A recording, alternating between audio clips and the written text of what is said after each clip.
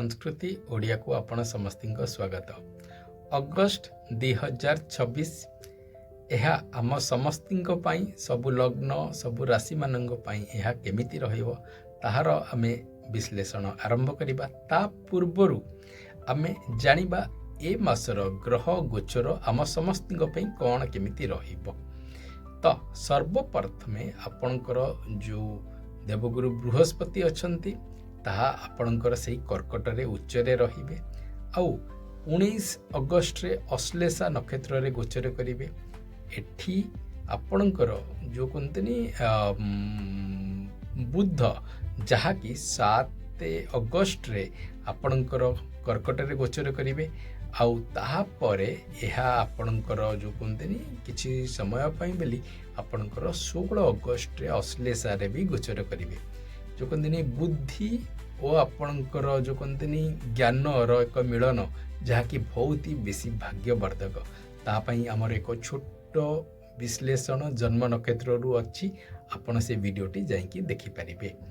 या परे आपणकर आउ बुध आपणकर 22 अगस्ट रे आपणकर जो कहते सिंह को गोचर करने आरंभ करेंगे। आपणकर मंगल जेहे कि आपणकर माने मु कहिबी कि 1 अगस्ट रु आपणकर गोचर आरंभ हबो। आपणकर मिथुन राशि रे गोचरटी करबा आरंभ करिवे। पूरा मास सारा एई मिथुन राशि रे रहिबे। आउ आपणकर कन्या राशि रे गोचर करिवे जहा कि तंकर नीच राशि होची शुक्रंग पई 2 अगस्ट रु आरंभ हबो। या परे आपणकर शनि जहा कि वर्तमान वक्र गति रे आरंभ होईची जहा कि पूरा एंड ऑफ जुलाई रे आपणकर आरंभ होईतला। पूरा अगस्ट मास सारा वक्र गति रहिबो।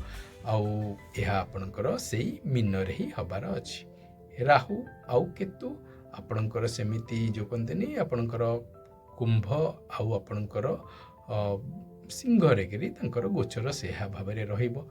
छोट समय पाई बोली आपण यह देखिए कि केतु आपणकर सूर्यंकर सहित आपणकर बुधंकर भी मिलन रहिबो। तापर हम एक छोट विश्लेषण पछरे आउ एक वीडियो रे करिबा। आपणकर सूर्य जहा कि जो कहते आपणकर कर्कट रे जहा कि गोचर करचुंती 17 तारिख दिन सिंह रे गोचर करिवे। सेठी तांकु डायरेक्शनल स्ट्रेंथ मिले कारण ता तांकर श्रेष्ठ साइन से तो गोटे ही साइन गवर्न करती। तो सेठी तांकर जो कहते युक्त युक्त केतुंग सहित रहिबो।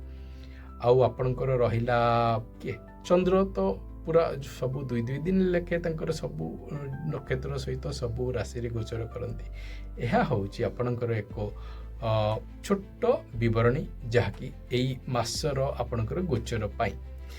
सबु नुआ दर्शक बंधु मानक पाखरे मोर यह विनती आपण को यही सबू जहाँ मोर नुआ नुआ आम सब वीडियोस करूँ सबू गोचर को लेकिन आपन को सब जिनस पसंद आदि आपण ये चैनल को लाइक शेयर सब्सक्राइब करेंगे। आपणकर तुला राशि आ तुला लग्न तुला राशि आ तुला लग्न बोली देखंतु आपणकर जो कहते लग्नपति ताहा आपणकर जो कहते द्वादश भाव गोचरटी कर नीच राशि रे गोचर कर शुक्र। तो तेणु से बोली मुझे कहबी आपणकर जो कहते बॉडी लैंग्वेज प्रथमे होची आपणकर एई मासर श्रेष्ठ होची आपणकर बॉडी लैंग्वेज जो कहते मुझे निजे स्वयं भाव में जदि भल मन अच्छी ताहले आपन को सबू जो कहते जिनस को सम्मुखीन करवाटा बहुत सहज हुए। सेमती आपन बॉडी लैंग्वेज टिके समय वीक रहिबो कारण आपनकर द्वादश भाव में गोचरटी होची आ ताहा भी नीच राशि रे। तो तेणु आपणकर जो कहते आपणकर केंद्र कैरियर हो आपणकर हेल्थ एंड रिलेशनशिप हो मु कहबी श्रेष्ठ।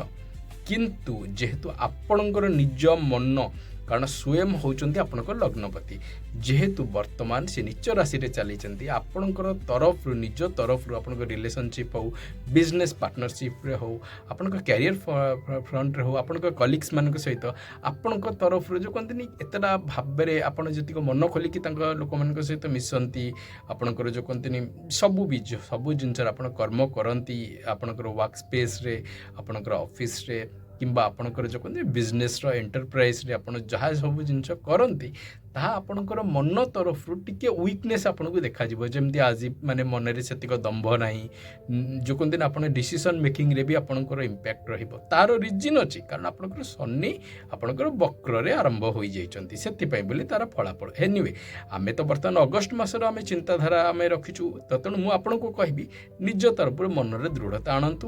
ମୁଁ କହୁଛି ଆପଣଙ୍କ ରିଲେସନସିପ୍, ଆପଣଙ୍କର ବିଜନେସ୍ ପାର୍ଟନରସିପ୍, ଆପଣଙ୍କର କ୍ୟାରିୟର ଫ୍ରଣ୍ଟ ଭଲ, କିନ୍ତୁ ଜିନିଷ ହେଉଛି ଆପଣଙ୍କୁ ଟିକେ ଜଗି ରଖିକିରି ଏଇ ଯେଉଁ ସମୟଟି ଅଛି ନିଜ ମନ ଭିତରେ କିରି ଯେଉଁ କହନ୍ତିନି ଦୃଢ଼ତା ଆଣିବାକୁ ପଡ଼ିବ, ସେଇଟା ହେଉଛି ଆପଣଙ୍କ ପାଇଁ ଦରକାର। ବାକି ମୋ ହିସାବରେ ଭଲ। ମୁଁ ଇଭିନ୍ ଏଇଆ ବି କହିବି ଆପଣଙ୍କର ଯେଉଁ କହନ୍ତିନି ଉଚ୍ଚ ଶିକ୍ଷାଟା ହେଉଛି ଗୋଟିଏ ଜିନିଷ ଯେଉଁଟାକି ନା ଯେଉଁ କହନ୍ତିନି ମୁଁ ଆପଣଙ୍କୁ ଏ ହିସାବରେ କହିବି କି ମାନେ ଏଇ ସମୟରେ ନା କିଛି ବି ଯେଉଁ କହନ୍ତିନି ଆଖି ଖୋଲିକିରି ସବୁ ଜିନିଷ ମାନି ନିଅନ୍ତୁ। ଆପଣ କେଉଁ ଜାଗାରେ ଗୋଟେ ହାୟର ଏଡୁକେସନ୍ କିମ୍ବା କେଉଁ ଜାଗାରେ ଧର ଆଡ଼ମିସନ୍ ହେଉଛି କି ଏକ୍ଜାମ୍ସ ପାଇଁ କେଉଁ ଜିନିଷ ପାଇଁ ପ୍ରିପାରେସନ୍ କରୁଛନ୍ତି, କ'ଣ ଏକ୍ଜାକ୍ଟଲି ଆପଣଙ୍କ ସ୍କୋପ୍ରେ ଅଛି ପ୍ରିପାରେସନ୍ କରିବା ପାଇଁ ବୋଲି, କି ଆପଣ ଧର ଆଡ଼ମିସନ୍ କରୁଛନ୍ତି ତ କେଉଁ ମାନେ ଏକ୍ଜାକ୍ଟଲି ଷ୍ଟ୍ରିମ୍ରେ କରୁଛନ୍ତି, ତା'ର ଫ୍ୟୁଚର୍ କ'ଣ, ସେସବୁ ଜିନିଷ ଆପଣ ଟିକେ ଦେଖିକି କନସିୟସଲି ଚଳିବାକୁ ପଡ଼ିବ। ତ ମୋ ହିସାବରେ ଏଇଟା ହିଁ ହେଉଛି ଗୋଟେ ଜିନିଷ। ବାକି ନହେଲେ ମୁଁ କହିବି ଉଚ୍ଚଶିକ୍ଷା ବି ଭଲ, ମାନେ ଏଇଆ ଯେ ଆପଣଙ୍କୁ ଟିକେ ଯେଉଁ କହନ୍ତିନି ନିଜର ଯେଉଁ କହନ୍ତିନି ଆଉଟଲୁକ୍ଟାକୁ ଟିକେ ଓପେନ୍ କରିକି ରଖିବାର ଅଛି। ଖାଲି ଗୋଟେ ମନକୁ ଆସୁଛି, କାରଣ ଆପଣଙ୍କର ମନ ତ ଏଇ ସମୟରେ ଦୁର୍ବଳ ରହିବ, ମନକୁ ଆସୁଛି ବୋଲି ଭାବି ନେବେନି କି ଏହା ଖରାପ, ଆଉ ଜଣଙ୍କଠୁ କିଛି ଗୋଟେ ଜିନିଷ ଶୁଣିଦେଲେ ତାହା ହେଉଛି ଭଲ।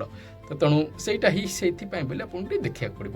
ବାକି ଆପଣଙ୍କର ହେଲ୍ଥ ପଏଣ୍ଟ ଅଫ୍ ଭ୍ୟୁରୁ ଏକ୍ସଲେଣ୍ଟ। ମୁଁ କହିବି ଆପଣଙ୍କର ମାସ ତ ଭଲ ହିଁ ଭଲ, କିଛି ଖରାପ ନାହିଁ, କିନ୍ତୁ ବିକଜ କି ଆପଣଙ୍କ ଲଗ୍ନପତି ଯେଉଁ କହନ୍ତିନି ଟିକେ ଦ୍ୱାଦଶ ଭାବରେ ଅଛନ୍ତି, ସେଥିପାଇଁ ବୋଲି ଆପଣଙ୍କୁ ସବୁ ଜିନିଷର ତା'ର ପ୍ରଭାବ ରହିବ। କାରଣ ଆମେ ସ୍ୱୟଂ ହେଉଛି ଆପଣଙ୍କର ଲଗ୍ନପତି ହେଉଛନ୍ତି ଆପଣଙ୍କର ସ୍ୱୟଂ, ତ ତେଣୁ ସେ ଆର ଇମ୍ପାକ୍ଟଟା ସବୁବେଳେ ରହେ। ତ ଛୋଟ ସମୟ ପାଇଁ ବୋଲି ଜଷ୍ଟ ମାସେକର କଥା, ତାପରେ ସବୁ ଜିନିଷ ଶ୍ରେଷ୍ଠ ହୋଇଯିବ। ତ ଏହା ହେଉଛି ମୁଁ ଆପଣମାନଙ୍କ ପାଇଁ ବୋଲି କହିବି, ଟିକେ ସମୟକୁ ଦେଖି ରଖିକିରି ଭଲ ଭାବରେ ଆପଣଙ୍କର ଟାଇମ୍ଟି କାଟନ୍ତୁ, ମନ ଭିତରେ ଦୃଢ଼ ବିଶ୍ୱାସ ରଖନ୍ତୁ, ମନକୁ ଖୁସି ରଖନ୍ତୁ, ମନ ବିଷୟରେ ବିଶ୍ୱାସ ରଖନ୍ତୁ କି ହଁ ଏଇଟା ଜଷ୍ଟ ଗୋଟେ ମାସର କଥା, ଏଇ ପ୍ରଭାବ ଆପଣଙ୍କ ପ୍ରତି ରହିବ।